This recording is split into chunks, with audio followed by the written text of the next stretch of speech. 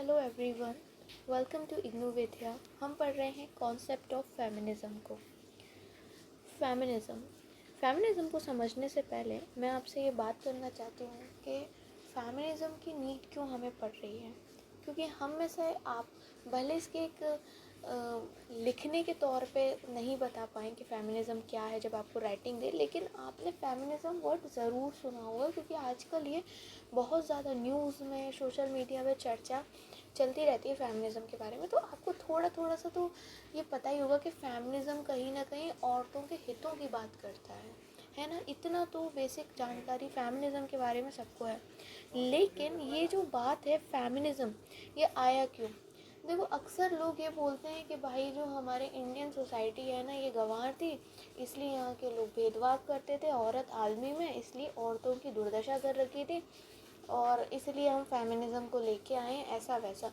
लेकिन अगर आप हिस्ट्री को ढंग से पढ़ेंगे तो औरतों की कंडीशन तो हर सोसाइटी में ख़राब थी। सिर्फ इंडिया की बात क्यों करते हैं, वेस्टर्न वर्ल्ड में देख लो, हर जगह औरतों ने अपने लिए, अपने राइट्स के लिए लड़ाई करी है। फिर चाहे वो यूरोप हो, अमेरिका, कहीं पर भी आप देख लो।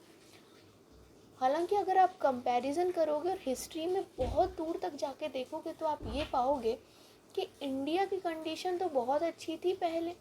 एंशंट हिस्ट्री को आप अच्छे से पढ़िए, आपको वेदों में पता पड़ेगा कि एक से एक विदुषी, जहाँ पर औरतों को पढ़ने नहीं दिया जा रहा था, हमारे यहाँ पे तो विदुषी रह चुकी हैं, जिनमें से नाम आता है गार्गी का। अगर हमारे इस तरह का डिस्क्रिमिनेशन उस ज़माने में होता तो फिर ये विदुषी कहाँ से आती। लेकिन ये है कि समय के साथ सोसाइटी आगे जाती गई, उसमें चेंजेस आए और अलग अलग प्रकार के लोग आ गए, और पेट्रियार्की जो थी वो काफ़ी ज़्यादा, पेट्रियार्की मतलब जहाँ पर मेल डोमिनेंस होता है, वो काफ़ी ज़्यादा हम पे हावी हो गए, वुमेन्स पे हावी हो गए। ठीक है, अब चलो पढ़ते हैं ये फेमिनिज़्म क्या होता है। तो फेमिनिज़्म एक प्रकार की आइडियोलॉजी है, हम कह सकते हैं। अब ये आइडियोलॉजी हमें इसलिए बनानी पड़ी क्योंकि हर जगह जो औरतें हैं उनका शोषण हो रहा था, उनको दबाया जा रहा था। आदमी औरतों को अपने पेट की तरह लेते थे, पालतू जानवर की तरह, कि जो काम करवाना है वो करवा सकते हैं, मैं बैठूंगा तो बैठ जा, उठूँ तो उठ जा, मतलब इस तरह तक। हाँ, इस हद तक आज सोचने में थोड़ा अजीब लगता है, लेकिन अपनी दादी से या उनसे पूछिएगा, उन्होंने अपने जीवन में कैसा काटा होगा। हाँ ठीक है, अगर उनके पार्टनर अच्छे थे तो ठीक है, लेकिन उस ज़माने में ऐसा ही होता था। औरतें को सांस लेने के लिए भी शायद परमिशन ही लेनी पड़ती हो, इस तरह की भी मैंने चीज़ें सुनी हैं। तो इस तरह की जो हालात थे औरतों के, इससे लड़ने के लिए, इसका एक एज अ रेजिस्टेंट, इसका विरोध करने के लिए फेमिनिज्म का आइडिया आया, जहाँ पर औरतें अपने हक की डिमांड करने लगी। ठीक है, अब आज अगर हम प्रेजेंट डे की बात करें तो फेमिनिज्म को ऐसे देख लिया जाता है कि भाई ये एंटी मेल है, और मतलब मेलों के बिल्कुल विरोध में जाके फेमिनिज्म है। लेकिन अगर आप इसका रियल मीनिंग जानोगे तो फेमिनिज्म का जो रियल मीनिंग है, it is all about equality. ये सिर्फ इक्वलिटी चाहता है, ये आदमियों को नीचे नहीं गिराना चाहता, ये औरतों के लिए इक्वलिटी चाहता है। चाहे वो सोशली हो, पॉलिटिकली हो, इकोनॉमिकली हो, बस इक्वलिटी चाहता है। दबाना नहीं चाहता आदमियों को, उनके साथ गलत नहीं करना चाहता। लेकिन प्रेजेंट टाइम में बहुत सारी जो औरतें हैं, लड़कियां हैं, वो इसका फेमिनिज्म वर्ड का गलत तरीके से यूज़ करती हैं। हम आए दिन देखते रहते हैं, कहते हैं ना वुमेन कार्ड खेलना है ना, ऑल फेमिनिज्म की बात करना है, ये वो गलत है भाई। फेमिनिज्म का मतलब ये थोड़ा ना है कि अगर लड़की गलत है तो भी हम उसका साथ देंगे। ज़रूरी नहीं है कि हर वक्त आदमी ही गलत हो। तो ये फेमिनिज्म तो उनके लिए था ना जो पीड़ित असल में थी। तो इसलिए ये एंटी मेल नहीं है, क्योंकि सिर्फ मेल ही गुनहगार नहीं है औरतों की इस दुर्दशा के, औरत खुद भी है। मैं खुद एक लड़की हूँ, पर मैं इस बात को कहूँगी। आपने सुना तो होगा ना, औरत ही औरत की सबसे बड़ी दुश्मन होती है। एक बात बताइए, जब घर में गर्ल चाइल्ड को मारा जाता है कि भाई अबॉर्शन करा दो, ये करा दो, तो ये बहुत से केसेस में देखा गया है कि औरत खुद नहीं चाहती कि उसके लड़की पैदा हो, वो चाहती है उसको बेटा पैदा हो। माओं को लड़के बड़े अच्छे लगते हैं। एक लड़की दूसरी लड़की से जलती है ना। तो ये आपने सुना होगा, एक औरत की है। अच्छा एक बात बताओ, बहू को सबसे ज़्यादा उसका ससुर नहीं परेशान करता, उसकी सास ही करती है ना, सास ही उसको दबाती है, ऑपरेशन करती है उसका। और यही बात बेल हुक्स ने भी ऑब्जर्व करी। उन्होंने बोला कि हम एक ऐसे वर्ल्ड में जीते हैं जहाँ पर औरतें बहुत समय से ऐसे जीते आई हैं ना, सोशलाइज होते आई हैं कि उनकी भी जो थिंकिंग है वो थोड़ी सेक्सिस्ट हो गई है।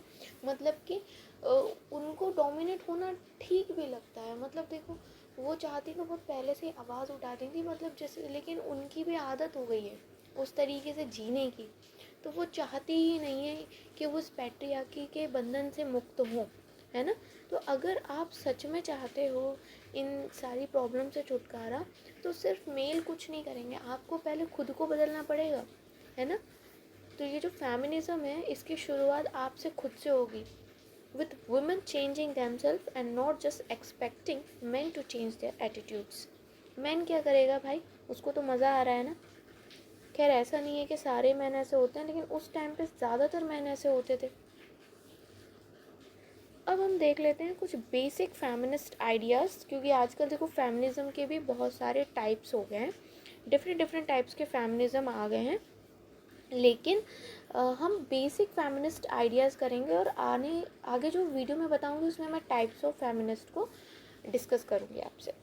देखो, working to increase equality, equality चाहते हैं, ये तो मेन चीज़ है भाई, कि हमें इक्वल रखो हर चीज़ में, चाहे फिर हमें वोटिंग राइट्स आप दे दो, है ना, और हमें मतलब जीने का अधिकार दो भाई। ऐसा नहीं है कि मतलब जो आदमी चाहे वही होगा, हमारी भी अपनी कुछ चीज़ें हैं, इच्छाएं हैं, तो जब उनको अपनी चीज़ों को करने की अनुमति है तो हमको भी तो दो, तो हमें इक्वलिटी दो। ह्यूमन चॉइस, मतलब पहले क्या होता था कि जो आदमी ने बोल दिया बस वही, औरतें अपनी इच्छा से कुछ कर सकें, है ना। तो इस तरह की चीज़ है। एंडिंग सेक्सुअल वायलेंस जो होती है, प्रोमोटिंग सेक्सुअल फ्रीडम, मतलब कि औरतों से के साथ सेक्सुअल वायलेंस, ये तो आपको पता ही है, वो ना हो। सेक्सुअल फ्रीडम ये है कि शादी के बाद भी रेप होता है तो वो चीज़ ना हो।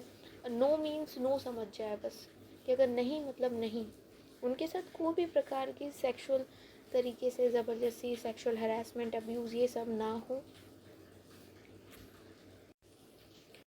एलिमिनेटिंग जेंडर स्ट्रेटिफिकेशन, समझते हैं हम जेंडर स्ट्रेटिफिकेशन में क्या रहता है कि मतलब एक तरीके से रैंक प्रोवाइड किया जाता है, और आदमियों को हमेशा ऊपर ऊंचा स्तर दिया जाता है और औरतों को उससे नीचे का स्तर दिया जाता है। तो ये चीज़ हमको एलिमिनेट करनी है, सोसाइटी से इस चीज़ को हटाना है, तभी तो इक्वलिटी आएगी ना। अगर आप आदमियों को औरतों से ऊपर रखोगे तो इक्वलिटी कैसे आएगी, उनको समान रखना है। क्योंकि भाई अगर आप ऊपर रखोगे तो ये एक इनइक्वलिटी भी लेके आ जाता है, तो ये चीज़ नहीं होनी चाहिए। तो ये 4 बेसिक फेमिनिस्ट